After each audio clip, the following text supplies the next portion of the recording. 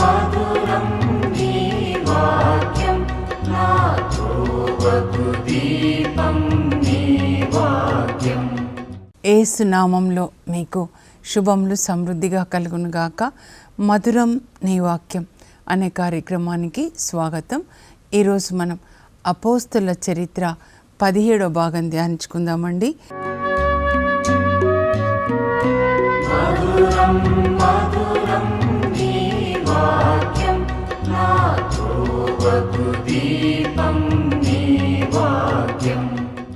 ఈరోజు యూదా తద్దై గురించి ధ్యానించుకుందాము. ఇంగ్లీష్లో అయితే సెయింట్ జూడ్ అని అంటారండి. ఈ యూదా తద్దయి యేసు ప్రభు 12 మంది శిష్యుల్లో ఒకరు. ఈయనకి 2 పేర్లు ఉన్నాయన్నమాట, తద్దయి మరియు యూదా. మార్కు సువార్త 3:18, మత్తయి 10:3 ఇతన్ని తద్దయి అని వ్రాస్తారండి. మత్తయి, మార్కు ఇద్దరు కూడా తద్దయి అని రాస్తారు. అయితే లూకా సువార్త 6:16 లూకా మాత్రం ఇతన్ని యూదా అని రాస్తాడనమాట. సో అందుకని నేను యూదా తద్దయి సెయింట్ జూడ్ అని కూడా రాశాను. ఎందుకంటే మరి ఇంగ్లీష్లో జూడ్, సెయింట్ జూడ్ అని అంటారనమాట. అయితే యేసు ప్రభు 12 మంది శిష్యుల్లో ఈయన కూడా ఒకరు కదండి. కనుక 3.5 సంవత్సరాలు యేసు ప్రభుతో వీళ్ళు గడుపుతారనమాట. యేసు ప్రభు యొక్క స్వభావాన్ని వాళ్ళు పొందుతారు. ఆయన యొక్క వాక్యమంతా విని వాళ్ళు హృదయంలో దాచుకొని మనసులో మననం చేసుకుంటూ దాన్ని పాటిస్తారనమాట. అప్పుడు యేసు ప్రభుతో ఈయన ఏదైనా మాట్లాడా మరి బైబిల్ గ్రంథంలో రికార్డ్ అయిందా అంటే యోహాను సువార్తలో చూస్తామండి. కడరా భోజన సమయం అన్నమాట.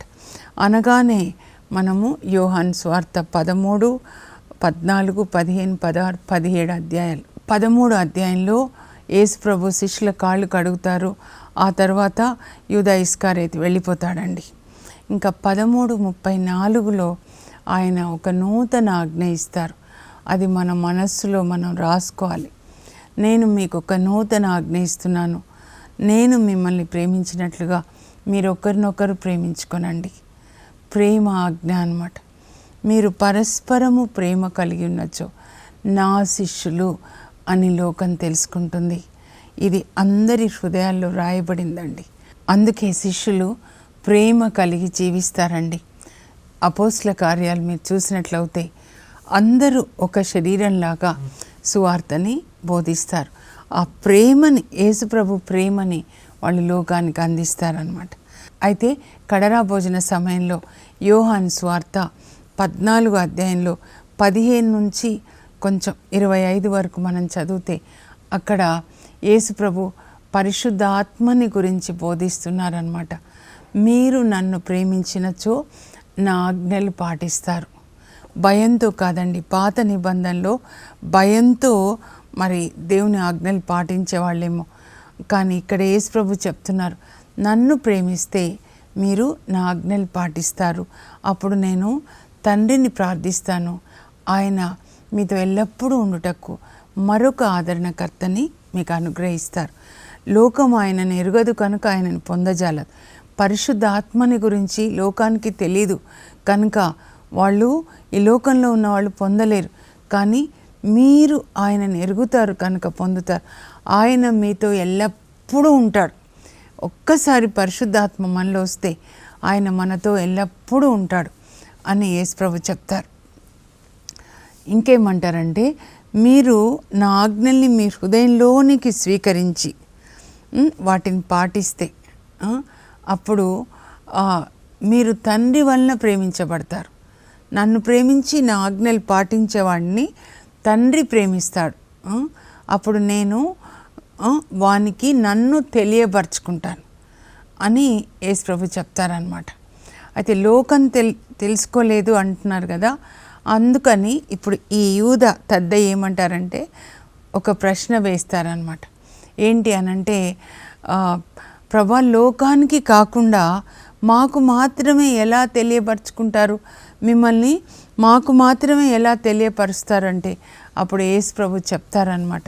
మరలా చెప్తున్నారండి ఈ మాట, మీరు నన్ను ప్రేమిస్తే నా ఆజ్ఞలు పాటిస్తారు, నన్ను ప్రేమించు వారిని నా తండ్రి ప్రేమిస్తాడు, అప్పుడు మేము అంటారు, ఈసారి మేము వచ్చి వానితో నివసింతు. అంటే తండ్రి కుమార పరిశుద్ధాత్మలు ముగ్గురు వచ్చి ఆ వ్యక్తిలో నివసించి పరిశుద్ధాత్మ దేవుడు యేసు ప్రభు ఎవరు, పరలోక తండ్రి ఎవరు అని మనకి సమస్త విషయాల్ని బోధిస్తారు. అదే యేసు ప్రభు చెప్తారనమాట. పరిశుద్ధాత్మ ఓదార్చువాడు ఎప్పుడైతే మీలోనికి వస్తాడో ఆయన సమస్త విషయాల్ని బోధిస్తాడు. ఈ లోకం ఏంటి, ఎలా సృష్టి జరిగింది, పరలోక తండ్రి ఎవరు, ఆ తర్వాత ఈ సాతాను ఎలా పనిచేస్తున్నాడు, అవన్నీ విషయాలు కూడా మీకు బోధిస్తారు అని చెప్తారనమాట. ఇంకా ఆ తర్వాత కడరా భోజన సమయం తర్వాత అందరూ కూడా మరి గెస్సేమనే తోటకి వెళ్తారండి. ఆ తోట వెలుపల 8 మంది నుంచి యేసు ప్రభు లోపలికి వెళ్తారు. పేతురు, యోహాన్, యాకోబులని తీసుకొని వెళ్తారు. అక్కడ ఆయన ప్రార్థిస్తారు, తండ్రి నీ చిత్తమైతే ఈ పాత్ర నా నుంచి తొలగించండి అని, కానీ నా చిత్తం కాదు నీ చిత్తమే నెరవేరును గాక. ఏంటి అది? ఈ పాత్ర అంటే శిలువ మరణం అన్నమాట. దేవుని చిత్తానికి సమర్పించుకుంటాడండి. దేవుడు మనల్ని కోరుకునేది కూడా అదే. యేసు ప్రభుని ఎవరైతే ఎరుగుతారో, యేసు ప్రభుతో మరి సంబంధాన్ని కలిగి ఉంటారో, క్లోజ్ రిలేషన్, వాళ్ళు యేసు ప్రభులాగానే దేవుని చిత్తానికి సమర్పించుకుంటారనమాట. అందువల్ల యేసు ప్రభు తాగిన పాత్రలో నుంచి వీళ్ళందరూ తాగుతారు. అలాగే మరి యేసు ప్రభులాగా వాళ్ళు దేవుని చిత్తాన్ని చేస్తారు. యేసు ప్రభు ప్రేమను లోకానికి అందిస్తారు. యేసు ప్రభులాగానే వాళ్ళందరూ మరి వేద సాక్షి మరణాన్ని పొందుతారు, ఒక్క యోహాన్ తప్ప అన్నమాట. తర్వాత యేసు ప్రభుని సిలువ వేస్తారు. ఆయన పునరుత్థానుడై 3వ రోజున లేపబడతాడు. తండ్రి దేవుడు లేపుతారు. యేసు ప్రభు వాళ్ళకి దర్శనమై ప్రత్యక్షం వాళ్ళకి చెప్తారు, మీరు ప్రపంచం అంతటా వెళ్ళి సువార్తని బోధించండి అని చెప్పనమాట. అప్పుడు ఒక్కొక్క అపోస్తలు పరిశుద్ధాత్మ నడిపింపు ప్రకారము ఒక్కొక్క దేశానికి వెళ్ళి సువార్తను బోధిస్తారు. థామస్ గారు మన భారతదేశానికి వచ్చారు. అలాగే పేతురు, యోహాన్లు రోమ్కి వెళ్తారనమాట. నతానియేల్ ఆర్మేనియాకి వెళ్ళి అక్కడి నుంచి ఇండియాకి వచ్చి బోధించి మళ్ళా ఆర్మేనియాకి వెళ్తారు. ఈయన కూడా వెళ్తారనమాట, తద్దయి కూడా. చివరికి ఆయన పాలస్తీనాలోనే ముందు సువార్త బోధించి ఆ తర్వాత పర్షియా నుంచి ఆయన ఆర్మేనియాలోనే సువార్త బోధిస్తాడు. అక్కడే ఆయన వేదసాక్షి మరణాన్ని పొందుతారండి. అందుకే ఆర్మేనియాలో అంటే సోవియట్ యూనియన్లో ఉంటుందన్నమాట నతానియేల్ సమాధి ఉంటుంది. ఆ తర్వాత ఈ యూదా తద్దయి గారి సమాధి కూడా ఉంటుందండి. అయితే ఇప్పుడు యూదా గారు కూడా లేఖ రాస్తారనమాట. ఈ 12 మంది అపోస్తుల్లో చిన్న యాకోబు అంటే ఫస్ట్ బిషప్ ఆఫ్ జెరూసలేం అనమాట. ఆయన రాసిన లేఖ మనం ధ్యానించుకున్నాము. ఆ తర్వాత పేతురు 2 లేఖల్ని రాస్తాడండి. ఆ తర్వాత యోహాన్ 3 లేఖల్ని రాస్తాడు. ఆ తర్వాత యూదా చివరి లేఖ అనమాట. అంటే 7 లేఖలు అపోస్తుల చేత వ్రాయబడినవి పరిశుద్ధ గ్రంథంలో మరి లిఖించబడ్డాయి అన్నమాట. సో చివర ప్రకటన గ్రంథం, దానికి ముందు యూదా లేఖ ఉంటుందన్నమాట. క్రీస్తు శకం 66-70 ప్రాంతంలో యూదా గారు ఈ లేఖని రాశారనమాట. ఈ లేఖ ఒక్క అధ్యాయమే ఉంటుందండి, కానీ ఎంత స్ట్రాంగ్గా ఉంటుందంటే మనం ఇప్పుడు ధ్యానించుకుందాము. ఒరైజన్ గారు ఏమంటారంటే, జూడ్స్ letter contains strong doctrine in few lines. యూదా లేఖ కొన్ని లైన్సే, కొన్ని వరుసలే ఉంటాయి, కానీ చాలా బలమైన సిద్ధాంతాన్ని కలిగి ఉంది అని చెప్తారనమాట. సో ఇక్కడ ఏమేమి ఉంటాయి మనం ధ్యానించుకుందామండి. పాత నిబంధనలోని 3 సంఘటనలు అన్నమాట. సంఖ్యాకాండం 14లో మనం చూడబోతున్నాము. ఆ తర్వాత ఆది గ్రంథం 6వ అధ్యాయంలో, ఆ తర్వాత ఆది గ్రంథం 19వ అధ్యాయంలో జరిగిన సంఘటనలు, తర్వాత మోషే శరీరాన్ని గురించి జరిగినటువంటి పోరాటం అన్నమాట. మిఖాయేలు దూతకి ఆ తర్వాత సాతానికి మధ్య జరిగిన పోరాటం, ఆ తర్వాత పాత నిబంధనలో ఉన్న 3 వ్యక్తులు అన్నమాట. కైను గురించి, అది మళ్ళా ఆదికాండం. తర్వాత బిలాం గురించి, బాలాం అంటారనమాట, సంఖ్యాకాండం 22 నుంచి 25 వరకు అనమాట. ఆ తర్వాత వచ్చేసి కోర, సంఖ్యాకాండం 16లో ఎదురు తిరుగుతాడనమాట. ఆ తర్వాత ఇంకెక్కడ మీరు చూడరండి, హానోకు యొక్క ప్రవచనాన్ని గురించి కూడా రాస్తాడనమాట. హానోకు ఎక్కడ అండి? హానోకు ఆది గ్రంథము 5వ అధ్యాయం అన్నమాట.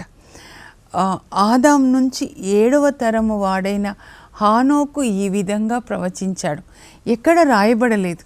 అంటే దేవుడు ఆయనకి ఈ దర్శనాన్ని చూపిస్తారనమాట.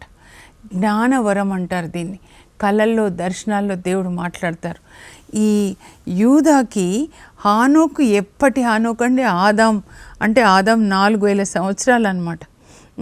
అప్పుడు 7వ తరం వాడు, ఆదాం నుంచి 7వ తరం వాడైనటువంటి హానోకు ఈ విధంగా ప్రవచించాడంట. అది కూడా మనం చూద్దాం. ఏంటి అంటే ఆయన ఏం చూశాడంటే, హానోకు ఈయన చూస్తున్నాడనమాట. దేవుడు వేల వేల దూతలతో వస్తున్నాడంట తీర్పు తీర్చడానికి. యేసుప్రభు అనమాట. వేల వేల కొలది దూతలతో ఆయన వచ్చేస్తాడు. యేసుప్రభే చెప్తారనమాట. మత్తయి 24లో ఇవన్నీ, సూర్యుడు అంధకార బంధు అవుతాడు, చంద్రుడు రక్తవర్ణం, అదంతా అయిపోయిన తర్వాత అప్పుడు మహామహిమతో దేవదూతలతో మనుష్య కుమారుడు ఆకాశం నుండి వచ్చుట మీరు చూస్తారు మేఘాలపై అని. కానీ దేవదూతలతో వస్తారు. కానీ ఎంతమంది అంటే హానోకు రాస్తున్నాడు, వేల కొలది దూతలతో వస్తాడంట. ఎందుకు వస్తాడు? తీర్పు తీర్చడానికి. ఎవరిని తీర్పు తీర్చడానికి? ఇదో శరీరాన్ని పాపానికి అప్పగించుకున్న వాళ్ళని తీర్పు తీర్చడానికి వస్తాడు అని చెప్పి, ఆ తర్వాత అంత్యకాలంలో చివరి రోజుల్లో ఎగతాళి చేసేవాళ్ళు, పరిహాసకులు ఉంటారు. వాళ్ళు ఎట్లా ఉంటారంటే దేవుని బిడ్డల్ని ఎగతాళి చేస్తూ దుష్టవాంఛలు, శరీరం ఏం చెప్తే అది చేసేవాళ్ళు అనమాట.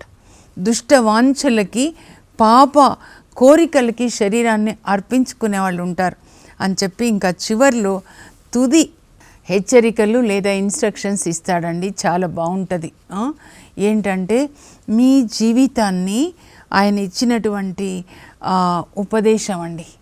యేసు ప్రభుతో ఉన్నటువంటి యూదా గారు ఇచ్చినటువంటి ఉపదేశం ఏంటంటే, పరమ పవిత్రమగు మీ విశ్వాసముపై మీ జీవితాన్ని కట్టుకొనండి.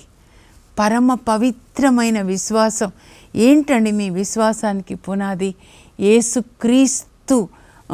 ఆయనని పోలి, ఆయన వాక్యం మీద పరమ పవిత్రమగు విశ్వాసముపై మీ జీవితాన్ని కట్టుకొనండి.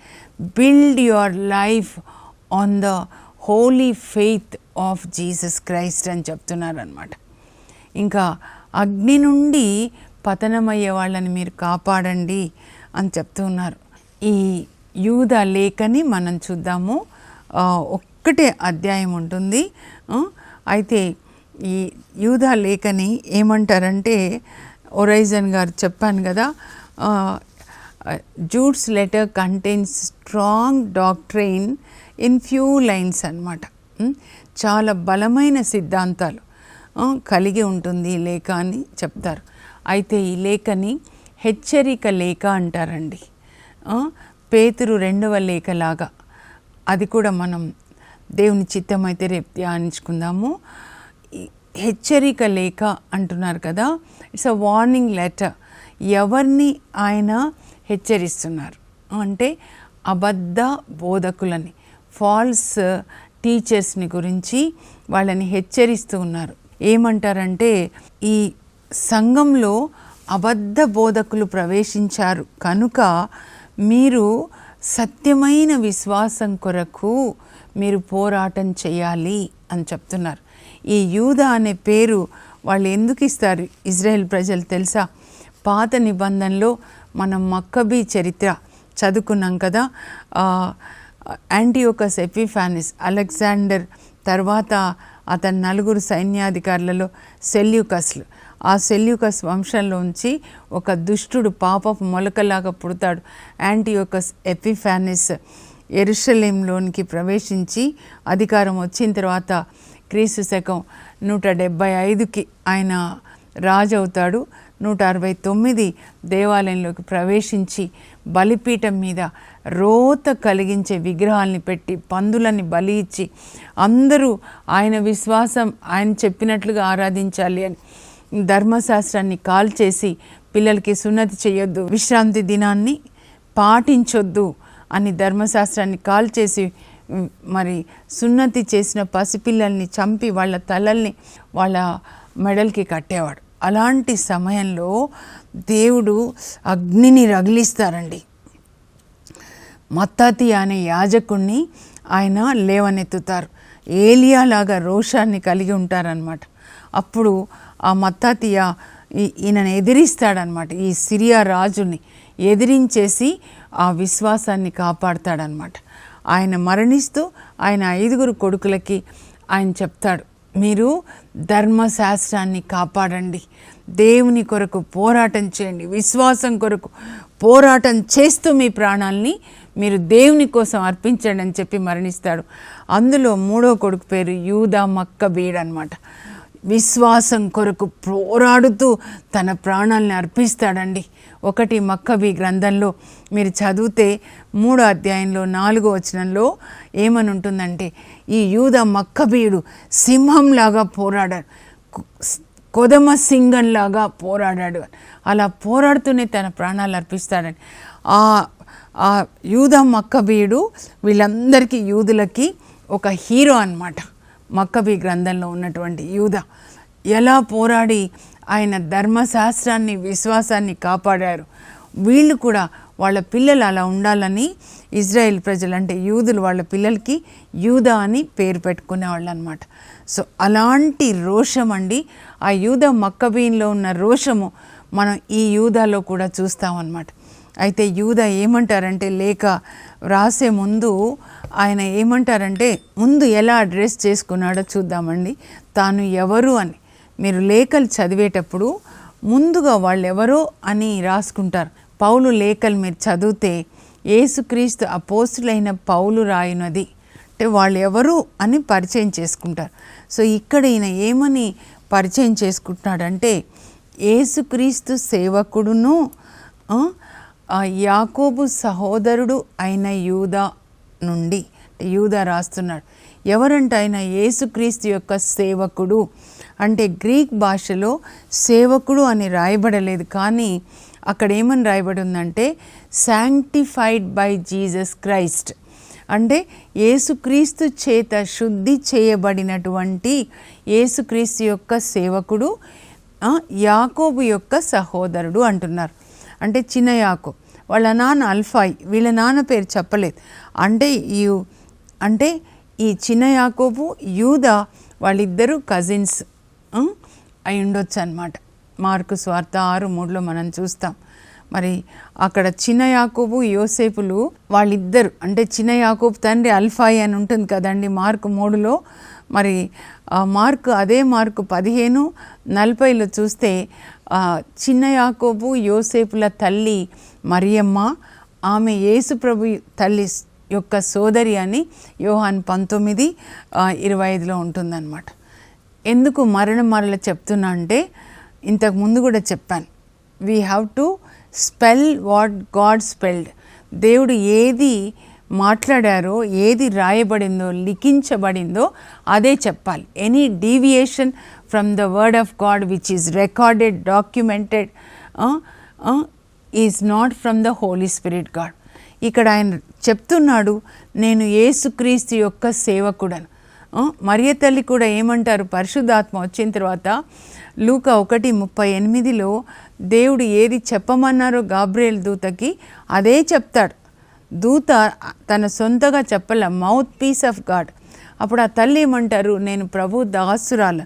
పాత నిబంధనలో వాళ్ళు దేవుణ్ణి అదోనాయ్ అంటే యజమానుడా అంటారు. అంటే వీళ్ళెవరంటే వీళ్ళంతా సేవకులు అనమాట. యేసు ప్రభు మాత్రం పరలోకమందున మా తండ్రి అని మనకి తండ్రి అని చెప్తారనమాట. యేసుక్రీస్తు యొక్క సేవకుడను మరి యాకోబు యొక్క సోదరుడను అని చెప్తున్నారు. మనం కూడా అలాగే చెప్పాలి. ఇంకా సొంతది ఏది యాడ్ చేయకూడదు. అదే ఫాల్స్ టీచింగ్ అన్నమాట. ఏది లేదో, ఏది దేవుడు చెప్పలేదో అది చెప్పడం అన్నమాట.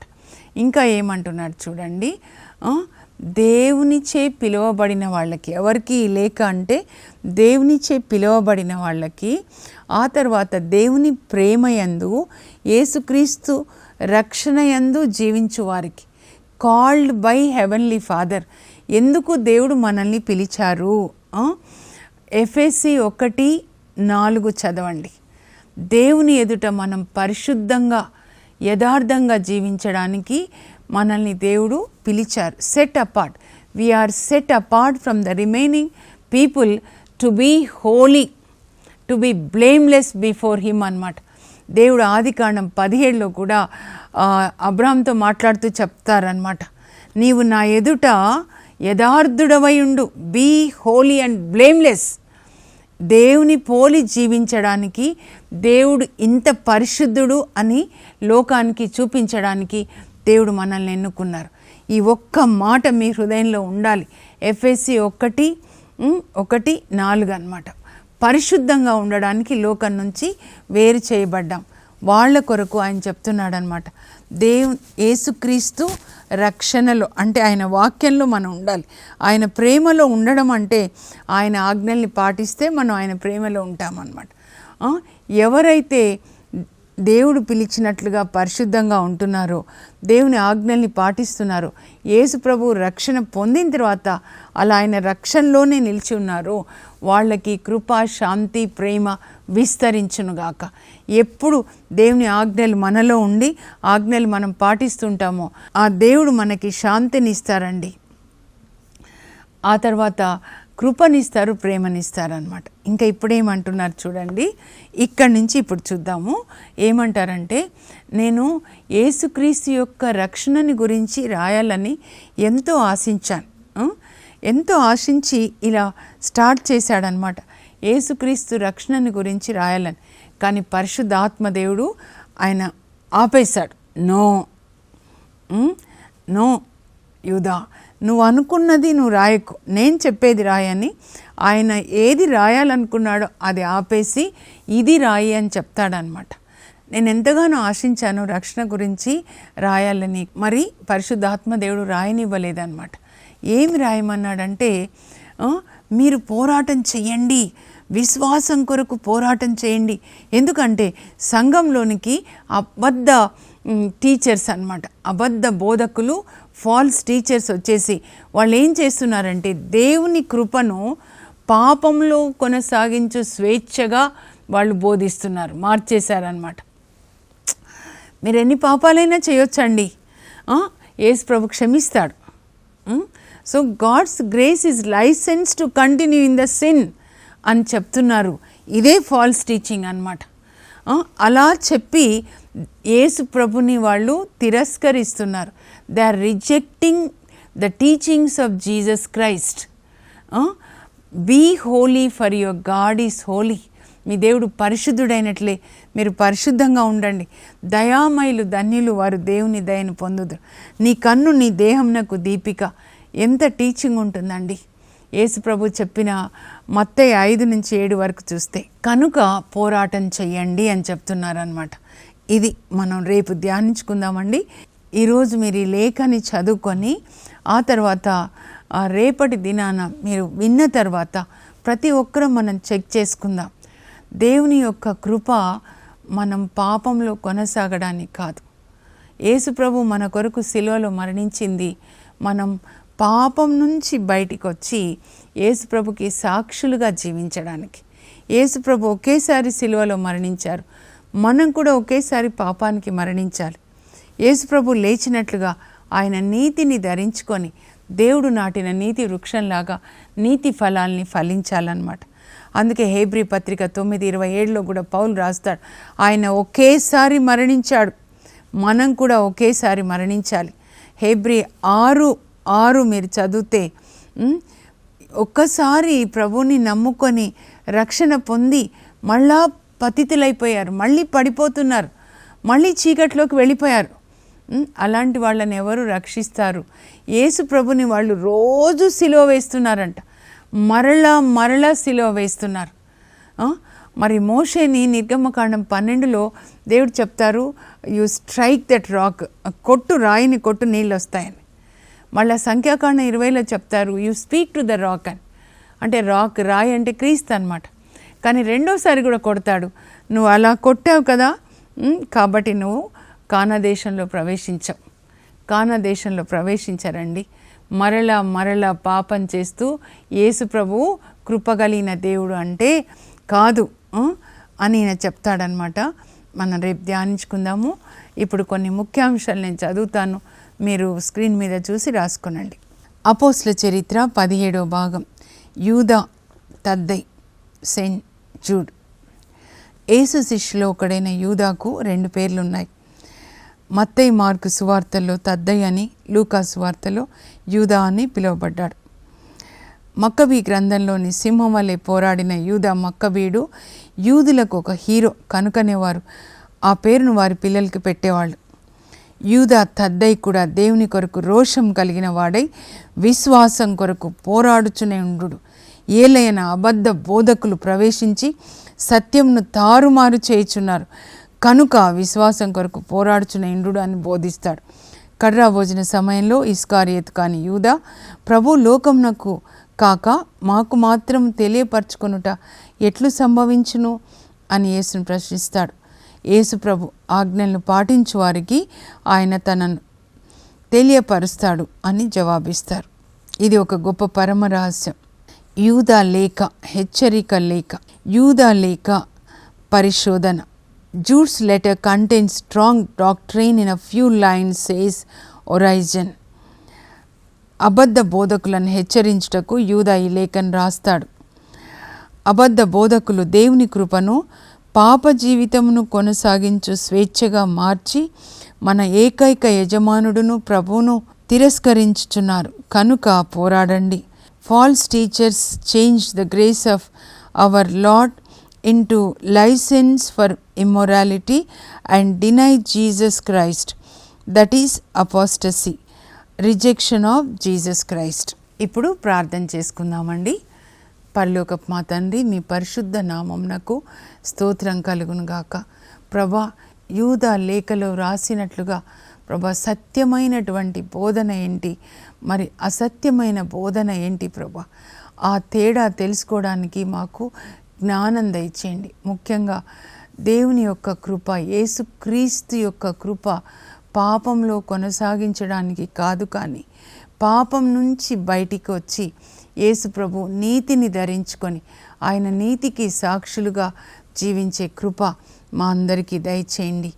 యేసు నామంలో అడుగుచున్నాం తండ్రి, ఆమేన్. యేసుక్రీస్తు యొక్క కృప పాపంలో కొనసాగడానికి కాదు, కానీ యేసు ప్రభుకి సాక్షులుగా నీతిగా జీవించడానికి. God's grace is not a licence for us to continue in sin. ఇది అండి యూదా లేఖలోని సారాంశం. God bless you. Have a blessed day.